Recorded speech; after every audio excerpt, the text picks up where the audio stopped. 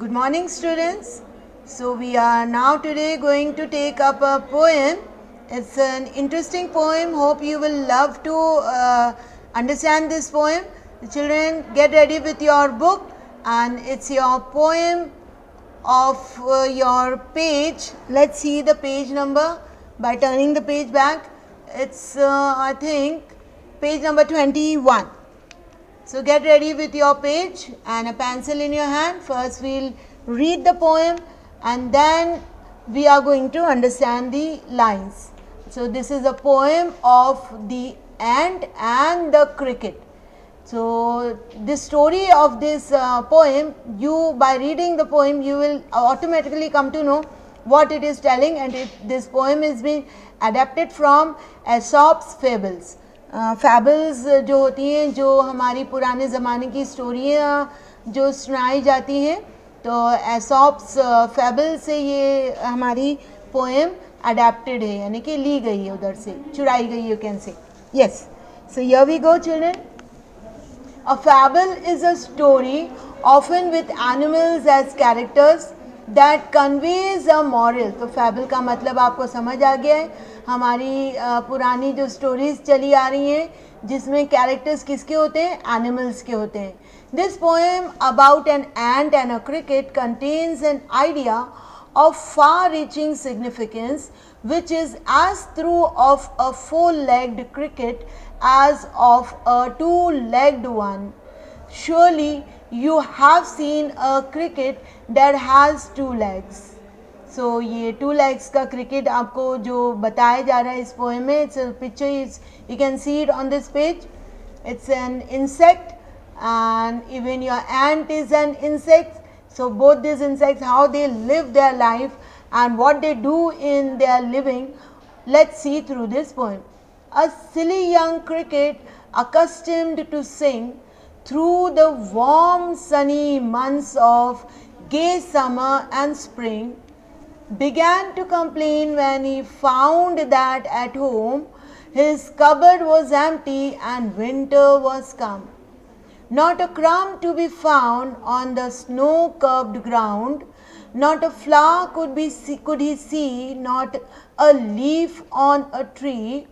Oh, what will become, says the cricket, of me? At last by starvation and famine made bold, all dripping with wet and all trembling with cold, away he set off to a miserly ant to see if to keep him alive he would grant him shelter from rain and a mouthful of grain. He wished only to borrow, he would repay it tomorrow. If not, he must die of starvation and sorrow. So first understand this paras of this page, then we'll go to the next page children. तो आपको जैसे मालूम है हमारा cricket जो है बहुत sound वाला क्रीचर है, बहुत आवाज़ें निकालता है. जैसे आपके झिंगुर जो आते हैं, अभी सर्दी आ रही है तो झिंगुर भी आने शुरू हो जाएंगे. बारिश होती है सर्दियों में, एक्चुअली वो बारिश में आते हैं, बट बारिश होती है तो ये सारे कीड़े हमारे घरों में दिखने लगते हैं. तो ये जो क्रिकेट है, ये जो क्रीचर है, ये अपनी आवाज़ें बहुत पसंद करता है, इसको गाना बहुत पसंद है. अकस्टम टू सिंग, यानी कि इसका जो काम है ये गाना गाना होता है, आवाज़ें निकालना होता है. और कब कब वो आवाज़ें निकालते हैं? Through the warm sunny months of gay summer and spring. और ये जो आवाज़ें निकालता है पूरी गर्मियों में भी निकालता है और स्प्रिंग में भी निकालता है जब बारिश होती है. Began to complain when he found that at home, और फिर इसका कंप्लेन शुरू हो जाता है कि अब मैं क्या करूँगा, बारिश शुरू हो गई, मेरा कबर्ड एम्प्टी है, खाना कुछ भी नहीं है, विंटर आ गई है. स्प्रिंग के बाद नेचुरली विंटर आ जाता है, सर्दी हो जाती है, बर्फ़ गिरने लगती है, तो पेड़ों पे कुछ भी नहीं रहता है. इसके घर में एक क्रम भी नहीं, एक खेरा भी नहीं है खाने का. स्नो ने पूरा ग्राउंड कवर कर रखा है, यानी कि विंटर आ गया है बारिश के बाद. बारिश में भी ये खूब इंजॉय किया इसने, गाते गाते. समर में भी खूब गाते गाते इंजॉय किया. अब जब स्नोफॉल हो रहा है, इसके घर में कुछ खाने को नहीं है, क्योंकि बाहर भी पूरा ग्राउंड जो है पूरा स्नो से भर चुका है, फूल भी पूरे गिर चुके हैं, नहीं दिख रहे, पत्तियाँ भी नहीं दिख रही हैं, उसके ऊपर भी स्नोफॉल है। ओह व्हाट विल बिकम, अब वो बोल रहा है अपने आप से कि अब मेरा क्या होगा, कुछ भी तो नहीं है मेरे पास, ना खाना है ना इन्होंने अपने लिए घर बनाया है। तो at last by starvation and famine made bold, इसने हिम्मत बंधाई अपनी भूख के मारे, और जब खाना ही नहीं बाकी रहा तो ऑल ड्रिपिंग विथ वेट, सारा के सारा चीज़ इधर उधर पानी में भरा हुआ है, और ये जो है कपकपा रहा है, इसकी कपकपी शुरू हो गई क्योंकि इसको हाइड करने के लिए कोई जगह भी नहीं बनाई इसने, तो ठंड के मारे ठिठुर रहा है। Away he set off to a miserly end, तो ये एक एंड के पास गया जो कि बहुत ही कंजूस है, माइजरली मतलब कंजूस, टू सी इफ़, शायद देखे कि उसको मालूम है पहले से कि चींटियाँ बहुत वो होती हैं, कंजूस होती हैं, फिर भी वो चींटी के पास गया और क्या मांगा उसने, ज़िंदा रहने के लिए थोड़ी सी जगह जो उन्होंने बनाई है ज़मीन के अंदर खोद के और डिग करके, और थोड़े से ग्रेन्स, ताकि वो उसको थोड़ा वार्म रखे, उसकी ज़िंदा रहने की हिम्मत आ जाए उसमें। बट इफ़ नॉट, अगर वो ये सब दो चीज़ें नहीं देंगी वो एंट उनको, तो ये भूख के मारे पूरी तरह मर जाएंगे और इनको बहुत तकलीफ़ होगी। सॉरो मीन्स सैडनेस, तकलीफ़ हो जाएगी। Okay, let's see the next page. Says the ant to the cricket, I am your servant and friend, I am your, नहीं ऐसे क्वेश्चन किया, I am your servant and friend, but we ants never borrow, we ants never lend. But tell me, dear cricket, did you lay nothing by when the weather was warm? Quoth the cricket, no, not I. My heart was so light that I sang day and night, for all nature looked gay, and you sang, sir, you say. Go then, says the ant, and dance the winter away. Thus ending, he hastily lifted the wicket, and out of the door turned the poor little cricket. Folks call this a fable, I'll warrant it true.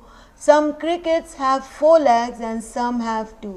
So it is a very sad ending, and to understand it, let's see. अब ये जो चींटी के पास, जो एंट के पास गए थे cricket खाना मांगने के लिए, शेल्टर मांगने के लिए, तो इन्होंने बोला कि यकीनन मैं तुम्हारी गुलाम हूँ मेरे दोस्त, आई am your servant and friend, मैं तुम्हारी गुलाम भी हूँ और तुम्हारी दोस्त भी हूँ, तुम्हारा दोस्त भी हूँ। But we ants never borrow, but इनका जो उसूल है ज़िंदा रहने का चींटियों का क्या है, हम ना किसी से मांगते हैं ना ही किसी को देते हैं, ये उसूल के हिसाब से उनको जीना होता है। They have to live with this rules and regulations of their life. But tell me dear cricket, तुम तब कहाँ थे जब गर्मियाँ थी और वार्मनेस था, तब तुम क्या कर रहे थे? तो क्रिकेटर ने तुमने मीन्स खाना क्यों नहीं इकट्ठा किया? तो क्रिकेटर ने बोला नहीं, मैं नहीं कर पाया, नॉट आई बोल दिया। तो अब ये my heart was so light, और क्या बोला उन्होंने, मैंने ये सब नहीं किया, क्यों? क्योंकि मेरा दिल बहुत ही हल्का था, यानी कि I was having a very light days, I was having a happy days over here. इसका मतलब है दैट, और मैं हैप्पी डेज में क्या कर रहा था, गाता जा रहा था, डे एंड नाइट, पूरा दिन रात में गाता ही गाता गुजारा अपना, जो मेरा बहुत ही ब्यूटीफुल डेज गुजरे समर के और रेनी के। तो अब क्या बोला, यू सैंग सर यू से, एंट ने क्या बोला, तुमने गाना गाया ऐसा तुम बोल रहे हो। तो अब क्या करने बोल रहा है एंट, गो दैन सेज द एंट, अब डांस करो आप विंटर में, अब आप विंटर में नाचते रहो। ओके, दस ending he hastily lifted the wicket, और उन्होंने अपना जो वो था अपना हथियार जो बोलने का था उठाया चींटी ने, और उन्होंने अपना डोर को बहुत बुरी तरह से बंद कर दिया, क्रिकेट के मुंह पर ही बंद कर दिया। ओके, यानी कि बेमुरवत जैसा होता है ना, वैसा पेश आई ये वैसा पेश आया ये एंड। तो क्या हमें ये सीख मिली है इससे? Folks call this a फैबल।